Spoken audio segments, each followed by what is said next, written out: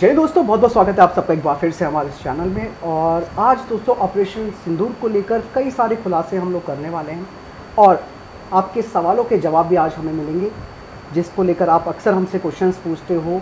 वो सारी चीज़ें आज हमने इस पूरे पॉडकास्ट में हमने कवर की हुई हैं और कवर करेंगे। और आज हमारे साथ सीनियर डिफेंस जर्नलिस्ट और Indian security analyst Manish Kumar Jha ji मौजूद हैं और उनका एक बैकग्राउंड रहा है डिफेंस से, जो कि स्पेशली आपने देखा होगा कि काफ़ी बड़े जो डिफेंस के इवेंट्स हैं वो भी वो कवर करते हैं और एक अपना परसेप्शन भी वहाँ पर रखते हैं। तो हम जानने की कोशिश करेंगे। हमने आज क्वेश्चन की लिस्ट अपने मोबाइल पे ही लिखी हुई है, हम तो वही जानने की कोशिश करेंगे। सर, मेरा पहला क्वेश्चन आपसे होगा। एक तो पहले आपका बहुत बहुत स्वागत है सर हमारे चैनल पे।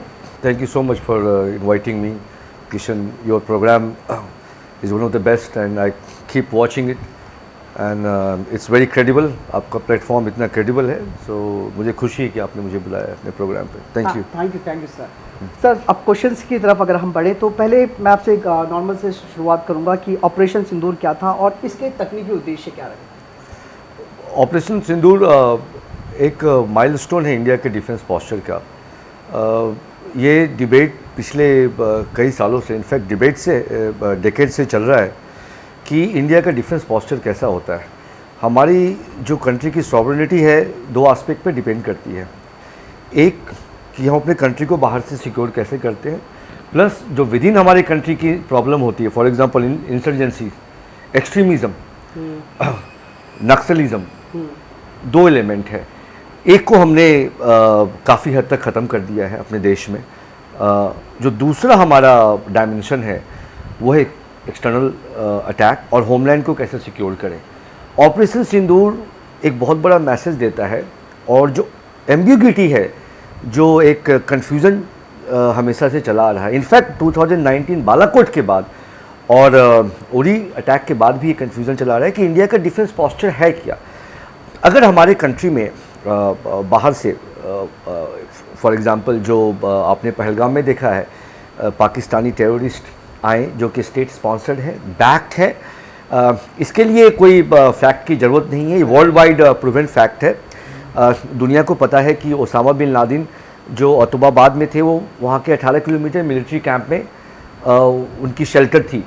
जैश ए मोहब्बत, लश्कर तौबा का शेल्टर्स, ट्रेनिंग और backed by Pakistani army, Pakistani proxy, ISI. ये इंटेलिजेंस एक ओपन इंटेलिजेंस है जिसमें डिबेट की ज़रूरत नहीं है। अगर वो उस तरह से बैक किया हुआ टेररिस्ट अगर हमारे कंट्री में आके हमारे सिविलियन को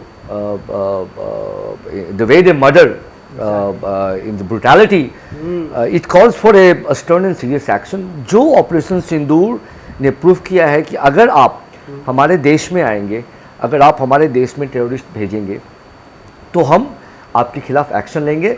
we will retaliate, we will go as deeper as possible. First, जहां आपका इंस्टॉलमेंट है, जहां आपका टेररिस्ट का कैंप है, शेल्टर दिया है, उसको हम डैमेज करेंगे।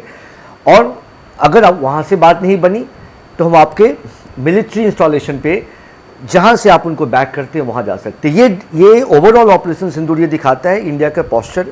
जी, जो देश हमारा आगे बढ़ रहा है, हम 5th लार्जेस्ट इकोनॉमी है, हम अब 3rd लार्जेस्ट इकोनॉमी में जा रहे हैं। कल की न्यूज़ है कि कल हम 4th में आ गए, हमने जापान को पीछे कर दिया है। तो जब राष्ट्र आगे बढ़ता है, नेशन आगे बढ़ता है, तो हमारी सॉवरेनिटी पे अटैक होता है, तो हमें स्टेप लेना पड़ता है और हमें दुनिया को ये दिखाना पड़ता है कि अगली बार ये गलती ना करे। और अगली बार कोई गलती करे, जैसे एयर मार्शल भारती जो डायरेक्टर जनरल मिलिट्री ऑपरेशन रहे हैं, उन्होंने प्रेस कॉन्फ्रेंस में बोला है और रामचरितमानस का भी उदाहरण दिया कि हम वो दोबारा सोच नहीं पाएंगे। ऑपरेशन सिंदूर एस्टैब्लिश किया इंडिया का ऑफेंसिव टैक्टिकल डिफेंस पॉस्चर कि अगर आपने फिर से ये गलती की तो हम क्या कर सकते हैं। और सिर्फ ये भगवान जानता है और खुदा जाने करके। सो ये हमारे एक डॉक्ट्रिनल पर्सपेक्टिव सेट हो गया है।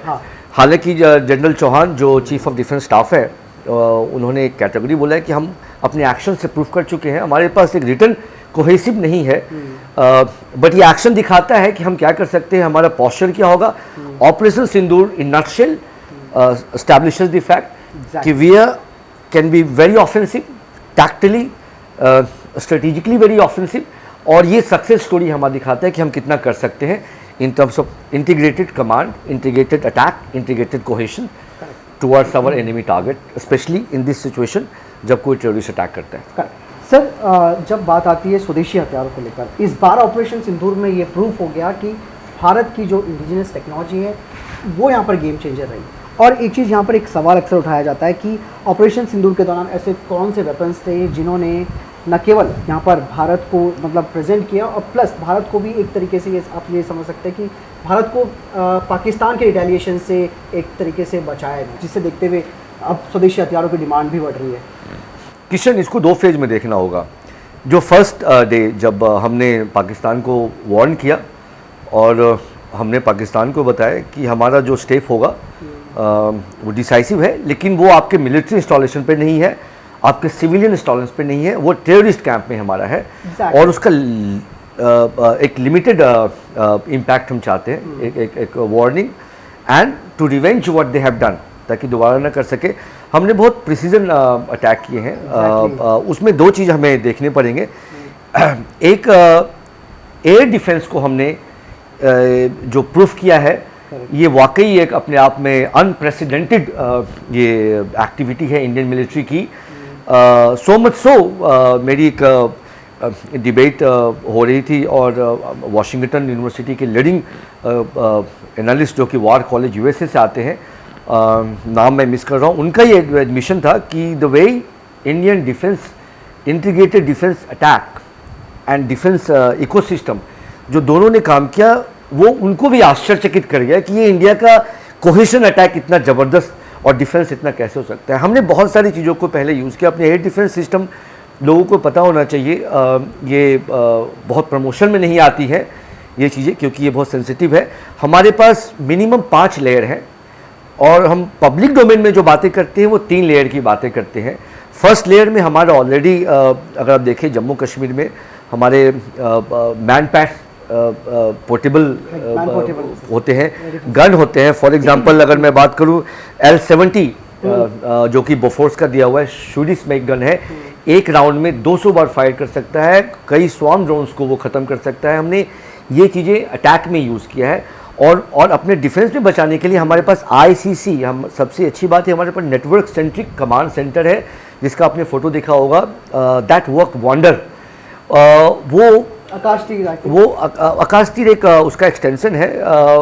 बट AICC क्या करता है कि सारे 3 लेयर्स को, जो फर्स्ट LOC के लेयर है, उसके बाद के लेयर होंगे 50, 100, 300 और 500 किलोमीटर।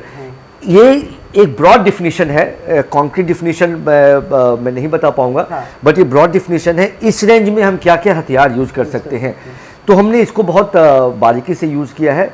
और ये आपको पता होगा कि लास्ट रेंज में हमने S-400 जो कि रशियन मेड डिफेंस सिस्टम है और इसकी कैपेबिलिटी इनफैक्ट यूनाइटेड स्टेट्स के ऑफिशियल पेपर ने भी एक्सेप्ट की है। It is far better system with the contemporary patriot and third missile system, तो हमने उसको यूज़ किया है। हमने अपने सारे आधुनिक एयर डिफेंस सिस्टम को हमने यूज़ किया और अटैक के लिए हमने एक डिफरेंट सेट ऑफ यूज़ किया। फॉर एग्जांपल स्काल्प हमने यूज़ किया है, ये एक हाईली सॉफिस्टिकेटेड, हालांकि MBDA फ्रेंच कंपनी बनाई है, बट ये UK में इसे एक अलग नाम से पुकारते हैं, इसको स्टॉर्म शैडो बोलते हैं, जिसका रेंज 450 किलोमीटर है। आपने देखा होगा नूरजहां बेस पे, नूर खान बेस पे, और जो बड़े बड़े खड्डे आपको दिख रहे हैं शायद एज रिपोर्टेड स्कैल्प का काम है, तो बहुत ही प्रिसीजन के साथ ही हुआ है। ऑप्टिकल लगे होते हैं, GPS और इनर्शियल डिवाइस इसमें लगे होते हैं कि अगर GPS का जैम हो गया तो ये जैम प्रूफ है। तो इसमें जो इनफैक्ट यहाँ तक है कि इसरो ने अपने 10 सैटेलाइट लगाए हैं जो कि नेटवर्क को मैनेज कर सकता है। नेटवर्क का मतलब है कि मिसाइल जो गाइडेड होते हैं वो हर एक स्टेज पे मैनेज हो सकते हैं। इस तरह के स्काल्प का कैपेबिलिटी रहा है। दूसरा हमने लॉइटरिंग एम्यूनिशन जो है यूज़ किया है, हैरोप इजरायली इंडस्ट्री बनाती है, AIA बहुत ही कैपेबल है। Again electro optical devices use है जो कि आपको गाइड करती है एग्जैक्टली उसका डायमेंशन ऑलमोस्ट 1 मीटर के प्रिसीजन में है, जो कि बहुत ही घातक है। वो बहुत इफेक्टिव हुआ है इस वॉर में। और नॉनदलेस 200 किलोमीटर का रेंज है और एयर सबसे अच्छी खासियत इसकी लॉइटरिंग एम्यूनिशन जो जो हेरोप है ये एयर डिफेंस को डिस्ट्रॉय करता है। तो आपने सुना होगा कि पाकिस्तान का एयर डिफेंस HQ9 जो है इफेक्टिव नहीं हो पाई, वो इफेक्टिव नहीं हो पाई वो क्योंकि आपने उसके बेसिस को डिस्ट्रॉय किए, उसके मैकेनिज्म को डिस्ट्रॉय किए हैं और हार्डवेयर आपने उसके डिस्ट्रॉय किए हैं, जो कि लॉइटरिंग एम्यूनिशन हेरोप ने किया है काम। और तीसरा काम हमारा आकाश, जो कि give credit to DRDO, it's due that we give credit to our long term vision mission, our visionary scientist which led the foundation of series of missile system including Akash, and there is no doubt and unanimously with across the perspective कि Akash has proved its worth।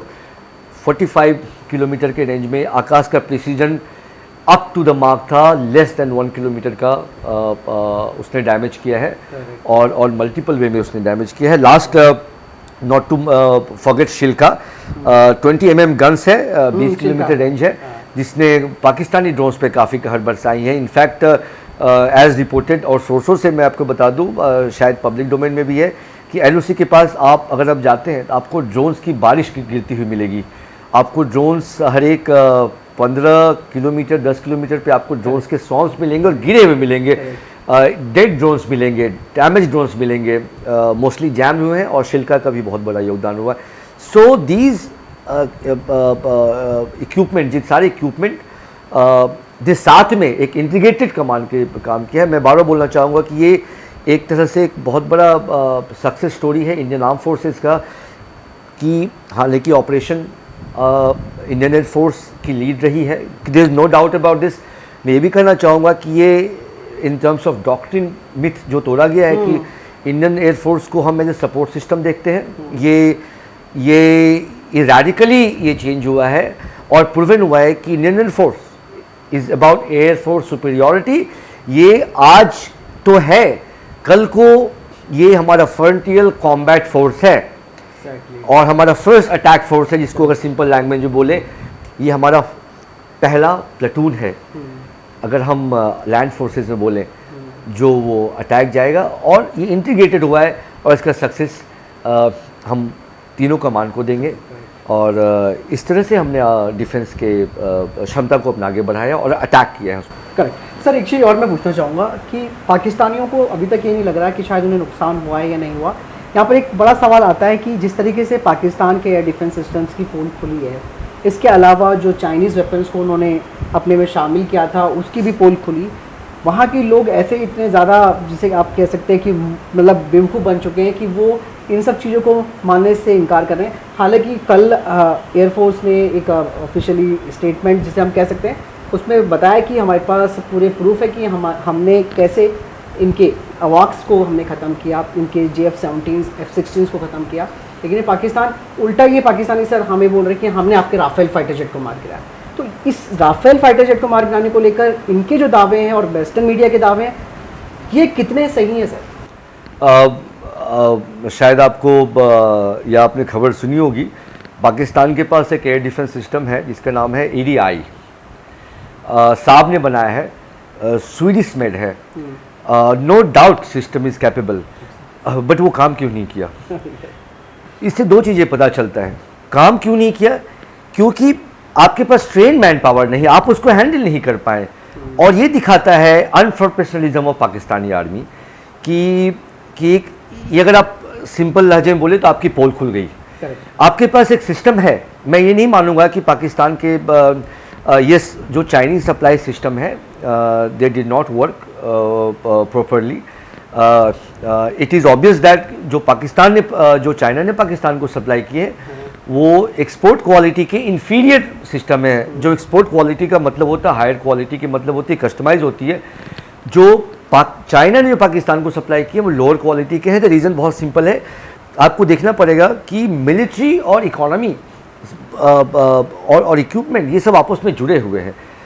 Military और war बहुत महंगी चीज़ है। आज Russia Ukraine war billion dollar से trillion में पहुंच चुका है। वॉर सस्टेन करना, वॉर का प्रिपरेशन एक बहुत बड़ी चीज़ होती है। जब पाकिस्तान के पास अभी 131 मिलियन डॉलर का डेट है, क्या आपको पता है? 131 मिलियन डॉलर की डेट है। पाकिस्तान की जो करंट जीडीपी और जो रिज़र्व बोलते हैं जिसे को वो $8 बिलियन के पास है। इंडिया की रिज़र्व है $650 बिलियन। बहुत आगे। आप इससे लिंकेज कहाँ कर सकते हैं? इसे लिंकेज हम ये कर सकते हैं कि अगर आपके पास पाकिस्तान के फिस्कल अमाउंट में आपकी गवर्नमेंट की को सैलरी देने की क्षमता आपके पास सिर्फ 6 महीने की है, आप मिलिट्री को कितना दे पाएंगे? मिलिट्री की डोमिनेंस है, मिलिट्री ही गवर्नमेंट है, बट आपके पास अगर रेवेन्यू नहीं है, एक्सपेंडिचर नहीं है, आप कितना ट्रेन कर पाएंगे? और ये दिखाता है कि अगर आपके पास सांप जैसे इक्विपमेंट भी हैं तो वो आप काम नहीं कर पाए क्योंकि आपके पास ट्रेनिंग नहीं है, आप तैयार नहीं थे, आप अनप्रोफेशनल हैं और आपकी एक सिर्फ लफाजी हुई है इंडिया के अगेंस्ट में। और ये बहुत साबित होता है कि सेकेंड डे का attack was enough that Pakistani DGMO had to call और करना पड़ा। ये दिखाता है कि डिस्पाइट आर्म्स एंड म्यूनिशन आपके पास जो भी हो, it is a man behind which works exactly. And और हम अगर एयरफोर्स की बात करें तो बहुत डिबेट होती थी कि हम 30 स्क्वाड्रन हैं, बट एयरफोर्स की ट्रेनिंग और स्टैंडर्ड और हमने ग्लोबली इस्टेब्लिश किया है कि जो हम बात करते हैं वो क्षमता बढ़ाने की बात करते हैं, बट हमारी कैपेसिटी बहुत अच्छी है और हमने ये प्रूफ कर दिया है कि ट्रेनिंग, मैन पावर और ग्लोबल एक्सरसाइज जो हम करते हैं वर्ल्ड के मिलिट्री के साथ, वो हमारी क्षमता को हमेशा देखता है कि हम कहाँ पे हैं। इंडिया की मिलिट्री और ग्लोबल एक्सरसाइज वर्ल्ड के टॉप एडवांस मिलिट्री कंट्री से होती है, जो हमारी क्षमता को भी चैलेंज करती है और उनके साथ काम करके उनकी इंटरऑपरेबिलिटी को भी बढ़ाती है। पाकिस्तान ये लैक करता है और ये इसकी आप रिजल्ट देख रहे हैं कि ना उसके पास ये क्षमता है और शायद कहीं ना कहीं ये चाइना को भी ये एहसास हो गया है कि उसकी होममेड ड्रोन्स लैकलस्टर हैं, प्रिसीजन अटैक्स के काबिल नहीं है, लॉन्ग ड्यूरेशन नहीं है और जैमिंग के मामले में शायद बहुत ही कमज़ोर है सर। और ये उनके कहीं ना कहीं कमजोरी को दिखाता है। बट मैं इस बात को फिर भी अलग से कहना चाहूँगा कि Chinese supplied weapon to Pakistan is different. China has own capability which should not be undermined as well. Exactly sir. But Rafale fighter jet को लेकर जो बात आई है सर, वो थोड़ा सा अभी भी ये लोग मतलब इंटरनेशनल मीडिया इसके पीछे पड़ी हुई है कि नहीं कुछ ना कुछ गड़बड़ हुआ है, तो ये इसको आप किस एंगल से देखते हैं सर? आपको ये बात समझना पड़ेगा कि और ये चीज़ें बहुत कॉम्प्लेक्स हैं और पब्लिक को, एनालिस्ट को ये बातें समझने की बहुत ज़रूरत है कि पाकिस्तान को पता था कि इंडिया अटैक करेगा। बालाकोट के बाद एक पैटर्न बना हुआ था। हाँ। ये हमारा पोस्चर चेंज होना है, हालांकि हमने बहुत इस्टेब्लिश किया अभी इसको लेके, बट फिर भी एक पोस्चर बना हुआ था। तो आप ये मानिए कि पाकिस्तान ऐसा नहीं कि प्रिपरेशन नहीं किया होगा, उसकी रडार, उसके सिस्टम नहीं रखे होंगे, बट हमने इस बार काफ़ी प्रिसीजन अटैक किए हैं। हमने अपने फर्स्ट ग्रेड जो कैपेबिलिटी है वो उन्हें दिखाए हैं और आपको फर्स्ट ग्रेड कैपेबिलिटी दिखाने के लिए आपको फर्स्ट ग्रेड इक्विपमेंट ही लाना पड़ेगा। Exactly sir. और as reported I am sure Rafale was used, Rafale did his job, Rafale will able to hit harder. और as air marshal Bharti has quoted कि अगर वॉर है, और ये एक वर्ड यूज करना चाहूँगा, ये लिमिटेड बट इंटेंस वॉर रहा है। इट इज़ लाइक ये आपका 1 महीने का समेशन कुछ दिनों के अंदर हुआ है। तो इसमें काफ़ी चीज़ें यूज़ की गई और ऐसा नहीं हो सकता कि 100% प्रिसीजन हो और वॉर में कुछ लॉस ना हो। किस लेवल पे क्या हुआ है ये गवर्नमेंट ही डिस्क्लोज कर पाएगी, but it is inevitable that if we can kill 100 we will lose 1 or 2। It is unavoidable, ये इनएविटेबल है। इसका मतलब है कि ये इम्पॉसिबल है कि अगर हम 1000 स्वॉर्म ड्रोन्स आती है तो उसमें 1-2 कहीं ना कहीं गिरेगी, गिर जाते हैं, बाकी सबको हमने अनहाइलाइट कर दिया। तो ये वॉर का नेचर है, इसमें कॉमन सेंस की बात है। मेन चीज़ है कि आउटपुट क्या निकला, राइट? आउटपुट क्या हो गया, और इससे इनफैक्ट हमें लर्निंग भी मिली कि हमारे रेंज कहाँ तक है, कितना इफेक्टिव है, हम उसको और कैसे इफेक्टिव बना सकते हैं। हमने कभी at least for the last 1 decade Pakistan को, हालांकि हमने 2 fronts पे लिया हुआ है, बट हमारे जो लॉन्ग टर्म पर्सपेक्टिव मिलिट्री का है और थ्रेट परसेप्शन है वो बियॉन्ड पाकिस्तान से आते हैं, वो फर्दर नॉर्थ से आते हैं। आपको मैं हिंट दे दूँ तो वो चाइना की तरफ से आते हैं। Exactly, और हमारी कैपेबिलिटी और प्रिपरेशन और आप military arm forces and integrated command इस मामले को लेकर काफ़ी सीरियस है। और कैपेबिलिटी पे इस पर ध्यान देने की ज़रूरत है। ये मैं कहना चाहूँगा। सर अब बात आती है फ्रंट्स की। हम ऑलरेडी जानते कि हमारे पास 2 फ्रंट है, इसलिए हमें रेडी होना पड़ेगा। लेकिन अब एक और फ्रंट जो तैयार हो रहा है वो है बांग्लादेश। आए दिन वहाँ से लगातार नेगेटिव कमेंट्स आते हैं, नेगेटिव बयानबाजी आ रही है जो कहीं ना कहीं हमारे देश की इंटीग्रिटी को नुकसान पहुँचाने का काम कर रही है। 7 सिस्टर वाला बयान जो उनके मोहम्मद यूनिस का आया हुआ था, और अब उनके यहाँ किस तरीके से सर ये अभी चाइना से ये वेपन खरीद रहे हैं, J-10C को लेकर बातचीत चल रही है। सर क्या अब भारत सरकार को इस बांग्लादेश को और ज़्यादा सीरियस लेने की ज़रूरत पड़ गई है? सरकार ऑफ कोर्स अपना काम कर रही है। ये दुख की बात है कि बांग्लादेश एक शाइनिंग एग्जाम्पल के रूप में कुछ साल पहले हम बात कर रहे थे। एक poorest economy of the world, दुनिया की सबसे गरीब इकॉनमी, वापस एक डेवलपिंग कंट्री की तरफ जा रही थी। शेख हसीना के कई पॉलिसी स्टेबिलिटी बांग्लादेश को अपैरल मार्केट में एक लीडिंग फोर्स बना रही थी। और बांग्लादेश की इकॉनमी स्टेबल हुई, सिस्टम स्टेबल हुई, रेडिकल पे कंट्रोल हुआ। और अब का सिलसिला देखिए, बांग्लादेश उसी कगार पे जा रहा है जो पाकिस्तान की स्थिति चल रही है। आप डेट लेके, चाहे आपके फ्रेंडली कंट्री भी क्यों ना हो, चाहे आपके फ्रेंडली कंट्री चाइना हो या फिर आपने IMF से लिया या फिर वर्ल्ड बैंक से लिया, आप उसके बेसिस पे अपने कंट्री को एक सर्वाइवल मोड में ले जा सकते हैं।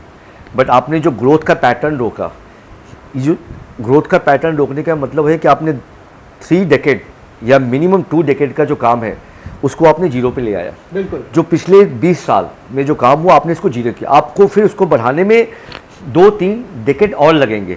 तो आप एक तो पीछे चले गए, आपकी एक अच्छी इकोनॉमी जा रही थी, आपने उसको पीछे लेके एक नई एक गलत दिशा दी, जो कि दिशा एक रेडिकल की तरफ जा रहा है, डेट लेडन इकोनॉमी जा रही है। और आप अपने फ्रेंडली नेबर से, in fact India has been one of the biggest economic supporter in terms of ODA जिसको बोलते हैं, जो हम उसको सपोर्ट इकोनॉमिक लोन देते हैं, वो सबसे कम रेट में हम बांग्लादेश को देते हैं। इनफैक्ट उसके कई सारे इकोनॉमिक प्रोजेक्ट्स इंडिया ने बहुत ही मिनिमम रेट पे दी है। अपने man power, expertise, technical prowess, engineers हमने बांग्लादेश को की है। As a country we responsible, in fact Bangladesh was created out of Pakistan. The theory की country will grow as a secular democratic country. और अगर आज की ज़माने में अगर बांग्लादेश ये थ्रेटन कर रहा है by hinting towards north state, तो ये इसकी ये माहौल उड़ाने वाली बात है। India has already no nonsense approach. Prime Minister office Bangladesh, they recently gave a statement. They are aware of that. India has already started having an alternative route, which we all trying to find out. अभी हमारे feasibility study बहुत पहले से चल रही थी।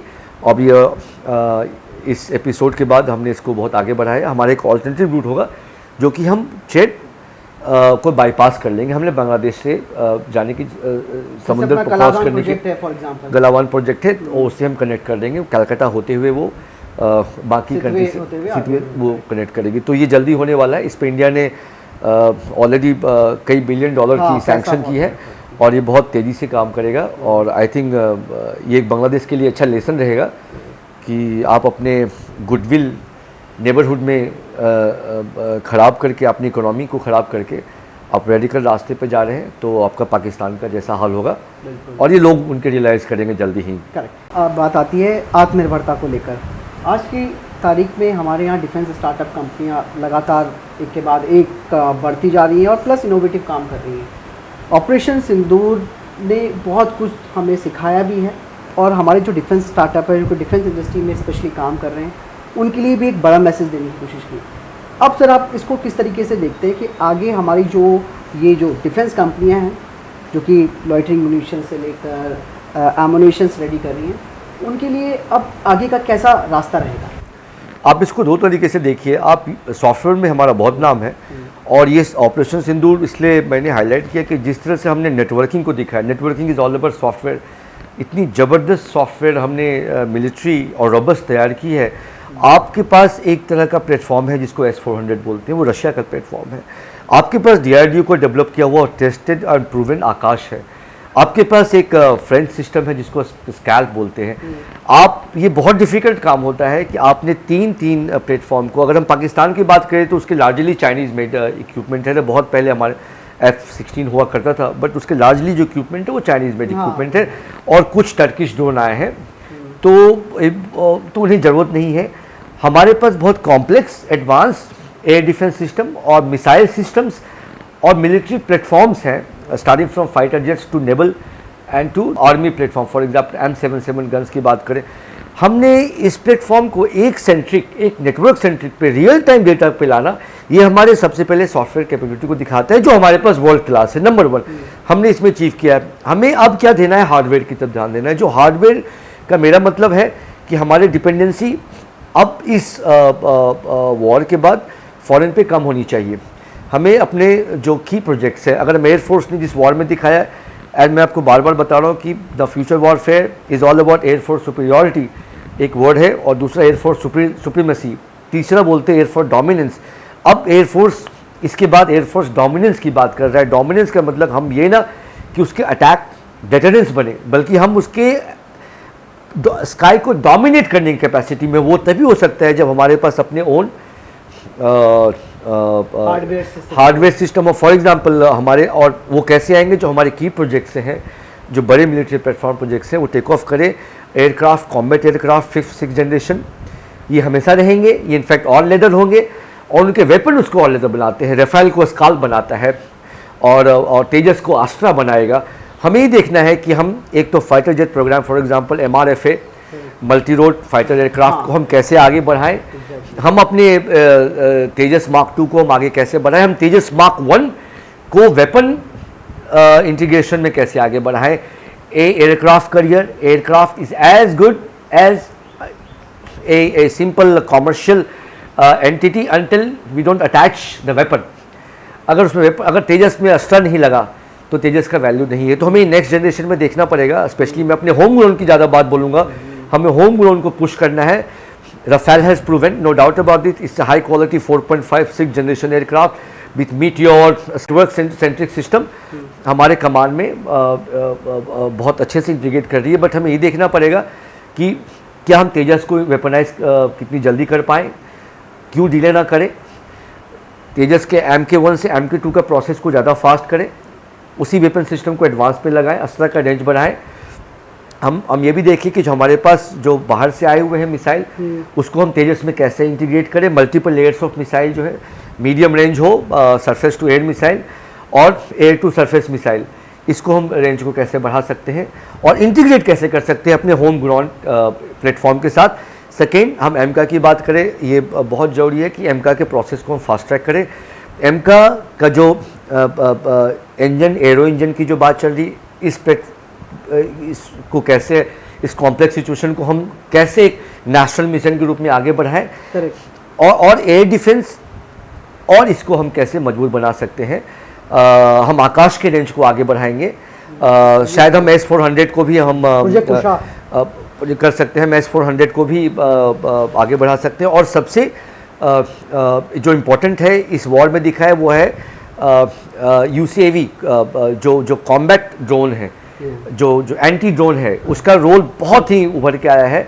और ये आपको बता दूं, thanks to the Ministry of Defence, thanks to the government which they given special powers to the Indian Armed Forces। और ये इंडियन आर्म फोर्स का प्रिपरेशन दिखाता है कि हमने इस टाइम पे इन एडवांस हमारे पास काफ़ी एंटी ड्रोन कॉम्बैट सिस्टम हमने लिए हैं जो कि वर्ल्ड क्लास थे और ये बहुत काम आए हैं, जिनको को अब UCAV बोलते हैं, अब अनमैन्ड कॉम्बैट सिस्टम बोलते हैं। तो अब हमारे पास अनमैन्ड जो स्टार्टअप हैं इंडिया के या जो स्टैब्लिश प्राइवेट प्लेयर्स से मुझे बहुत उम्मीद है। हालांकि of course defence public sector का ही बहुत योगदान है। अगर BL की बात करें तो आकाश और भारत डायनेमिक्स लिमिटेड की बात करते हैं, हम सोनार इंडस्ट्री की बात करते हैं, नागपुर में है, अभी नागास्त्र की बात करते हैं। बट हमें यहाँ से टेक ऑफ करने के लिए हमें इन चीज़ों पे ध्यान देना होगा। हमें एमटीआर को बहुत फास्ट प्रोसेस में लाना होगा और एमआरएफ को बढ़ाना होगा। ये एयरफोर्स के लेवल पे हमें करना पड़ेगा। एट द सेम टाइम अगर नेवी की बात बोले, बहुत कैपेबल फोर्स है। आपने सुना होगा कि कराची में उनके सबमरीन आगे नहीं बढ़ पा रहे थे। कई तो उनके सबमरीन अभी उस स्टेज में है कि वो कैपेबल नहीं थे, क्योंकि हमारे पास बहुत एक कॉम्पिटेंट वेपन है जिसको P8I बोलते हैं। जो P8I की बात करें तो बहुत ही उसने भी ये एक साइलेंट वॉरियर रहा है। Let me also talk about that. Come अब जितने हमारे पास है, इट वर्क वंडर। MQ-9B जो स्काई ड्रोन हमारे पास जो दो ही है ल्यूज पे लिया हुआ है, they worked wonder. They were a war horse working 18 hours, gathered very की इंटेलिजेंस। ये बहुत की है जो नेवी के पास है। और नेवी के अपने जो कैरियर है, दे surrounded by the frigate destroyer. और शायद ये साइलेंट वॉरियर रहा है, बहुत बड़ा नेवी का योगदान रहा है। और इतना बड़ा योगदान रहा है कि ये फैक्ट है कि कराची से उनकी जहाज़ें वॉरशिप आगे नहीं बढ़ पा रही थी, क्योंकि उन्हें पता था कि इंडिया का बाराक एक मिसाइल जो है वो तैयार है। और हमने बाराक उस दिन हमने टेस्ट में यूज़ किया था। इनफैक्ट ये साइमल्टेनियसली हो रहा था। ये एक बहुत बड़ा कोइंसिडेंस है कि हमने वॉर से पहले बाराक मिसाइल का टेस्ट किया था। और आपको बता दूं, शायद पब्लिक को पता नहीं होगा कि पाकिस्तानी नेवी भी टेस्ट कर रही थी। और ये जो फ़र्क था ये बहुत कम नॉटिकल माइल का है, शायद इतना कम हो कि आप 200 तो ये बहुत बड़ा मैसेज था और ये नेवी को क्रेडिट देंगे।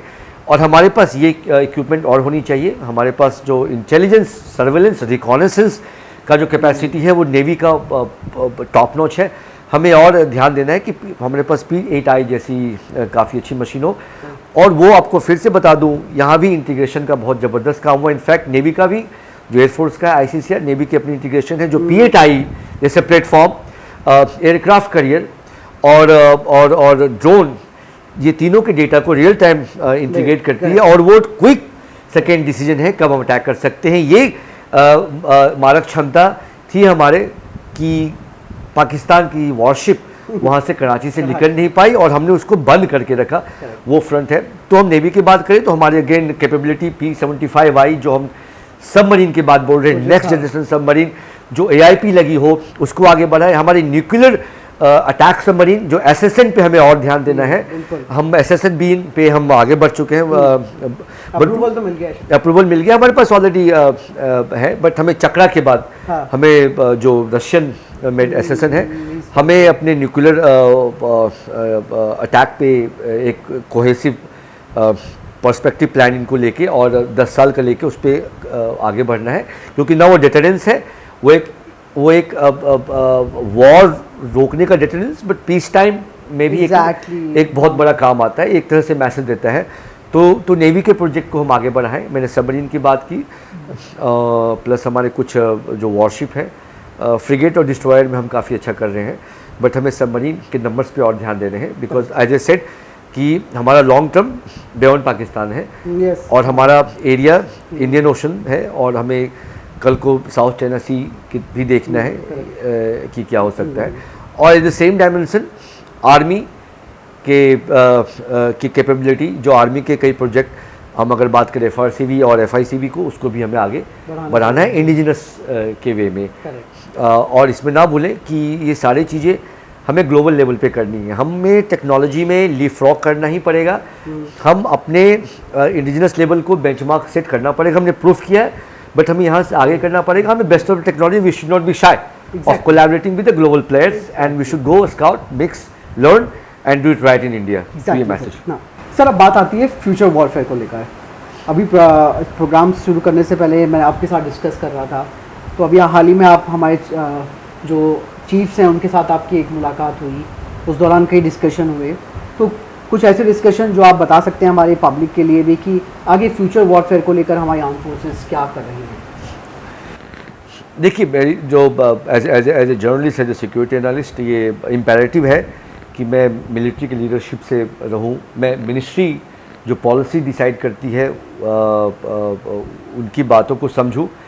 कि देश में कहाँ आगे जा रहा है, कहाँ पे गैप्स है, वो भी काम है मेरा पहुँचाना। और मेरा तीसरा पर्सपेक्टिव हमेशा रिसर्च और R&D को लेके रहता है कि R&D रिसर्च में अगर हम ध्यान ना दें तो हम आगे नहीं बढ़ पाएंगे। तो R&D को पुश करना एक यूनानिमस डिसीजन है कि वॉरफेयर का डायरेक्शन एक बहुत मैं नाम नहीं बोलूँगा बट एक सीनियर मिलिट्री लीडरशिप ने बोला कि हम इससे सीख के ये नहीं कर सकते कि हमारा वॉरशिप एग्जैक्टली ये होगा, वॉरफेयर ये होगा, इंटेंस लिमिटेड वॉर होगा।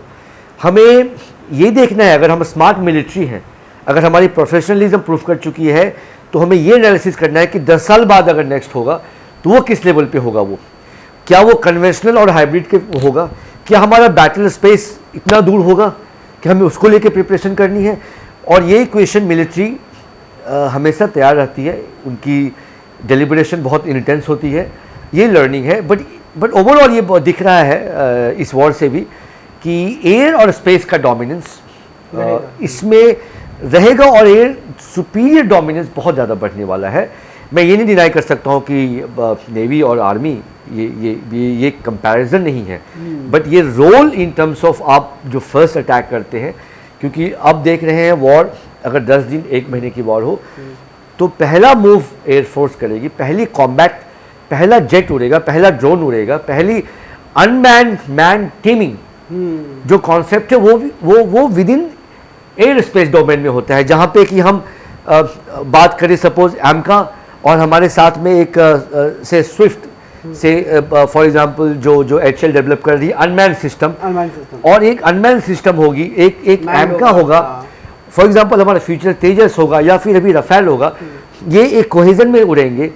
और जो अनमैन्ड है वो प्रिसीजन स्ट्राइक करेगा पावर्ड बाय द मैन। आप सोचिए इतने सारे डेटा पुल को लेके साथ में करेंगे, और ये इस लॉस ऑफ हमारा जो ये कम होगा क्योंकि हम उनके टेरिटरी में जाके कर रहे हैं ये एग्जैक्टली और बहुत प्रिसीजन की और ये प्रिसीजन होगा। सो नो डाउट एक कॉमन पर्सपेक्टिव है कि वॉरफेयर अगर हाइब्रिड भी है तो लिमिटेड इंटेंस और एयर डोमिनेंस होगा। न केवल सर यहाँ पर हम चाइना को भी तो अगर ले, क्योंकि फ्यूचर में ऑब्वियसली बात है वो भी कहीं ना कहीं इस चीज़ को लेकर के आंख उठाएगा।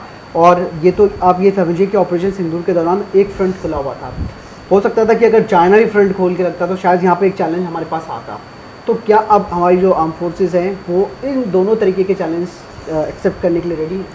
देखिए ये बहुत ऑब्वियस है कि अगर एक इंडिया 2 कंट्री आ जाए और स्पेशली चाइना तो एक डिफ़िकल्ट तो आएगी ही, नो डाउट अबाउट दिस। जो चाइनीज़ जिस हिसाब से अपनी मिलिट्री टेक्नोलॉजी और डिफेंस में उन्होंने अपनी जगह बनाई है उसको हम अंडरमाइन नहीं कर सकते हैं।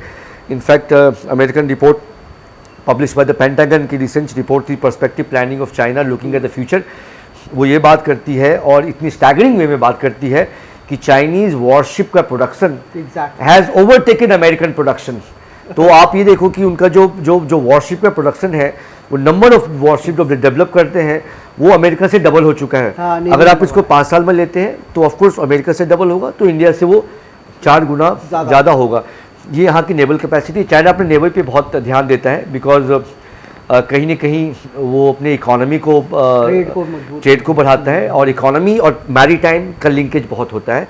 तो उसकी जो फोर्स स्ट्रक्चर या उसकी जो मैसेज होती है वो नेवल की तरफ ज़्यादा होती है। बट इसका कहने के मतलब ये भी नहीं है, चाइना हैज़ ऑल्सो डेवलप्ड उसकी J-10C has it's I won't say 5th generation but it is far capable than what they started from JF-17 J-30C J-10C जो इन्होंने यहाँ पे यूज़ किया था, J-10C का उन्होंने यूज़ किया था। जो उनकी पुराने वाली है उसको 17 बोलते हैं, जो उन्होंने स्टार्ट किया था पाकिस्तान के। तो मैं आपको बताना चाहूँगा देयर इज़ नो डाउट कि J-17 से बहुत रेडिकली उन्होंने इम्प्रूवमेंट किया है J-10C जो हमने यूज़ किया है। इनफैक्ट J-10C की रेंज काफ़ी, विजुलेंस काफ़ी अच्छी है, एवियोनिक्स भी प्रूवन है। हालांकि एक्यूरेट रिपोर्ट नहीं पहुंच पाती है, बट हम चाइना के एयरफोर्स को अंडरमाइन नहीं कर सकते because they have manage to develop their own engine अगर आपने अपने एरोस्पेस जेट इंजन कर बनाने लिए, शुरू कर दिया तो फिर आपने आपके नंबर्स बढ़ रहे हैं, क्वांटिटी बहुत इंपॉर्टेंट हो रहा है वॉर में, एग्जैक्टली तो चाइना का कैपेबिलिटी और कहीं ना कहीं पोज करेगा। यहाँ पे आपका बहुत इंपॉर्टेंट क्वेश्चन है कि while we have succeeded, we have sent a great message, we have shown, हमने पाकिस्तान को दिखाया है कि इंडिया की कैपेबिलिटी कितनी रोबस्ट है, कितनी प्रिपेयर है, बट ये हमें ये अपनी क्षमता पे यहाँ पे रुकना नहीं है, बल्कि हमें ये देखना है कि हमें चाइना के साथ में हमारी प्रिपरेशन कितनी आगे है, हमें अपने बेंचमार्क को उसके हिसाब से देखना है, हमें उसके AI का जो फ्यूज़न है, उसके सेंसर का जो फ्यूज़न है और उसके मिलिट्री टेक्नोलॉजी में वो बहुत तेज़ी से आगे बढ़ रहा है, उसके लेवल पे हमें जाना है। तो हमें कहीं ना कहीं इस पर आगे बढ़ने की ज़रूरत है। And let's not be complacent, let's continue building, let's look at the larger picture. 10 साल का पर्सपेक्टिव प्लानिंग में देखें और हम उसमें देखें कि हम अपने प्लेटफॉर्म सिस्टम को ग्लोबली किस लेवल पे जा सकते हैं, of course keeping China on our mind. तो सर आपने इंटरेक्टिव सेशन किया हमारे साथ और काफ़ी नॉलेज इससे इन्हांस हो रहा है और हमारे दर्शकों को भी अब लगेगा कि भाई एक इंटरेक्टिव सेशन आया है जो कि बहुत कुछ ज्ञान हमें देने आए हैं। सर मैं आपसे अब इसके बाद आगे का एक और नया सेशन आपके साथ करना चाहूँगा जिसमें कि मिलिट्री टेक्नोलॉजीज़ को लेकर आपकी जो इंसाइट्स हैं, आपकी जो सोच, आपके थॉट्स हैं, उसे मैं फिर से अपनी जनता के बीच लाने की कोशिश करूँगा।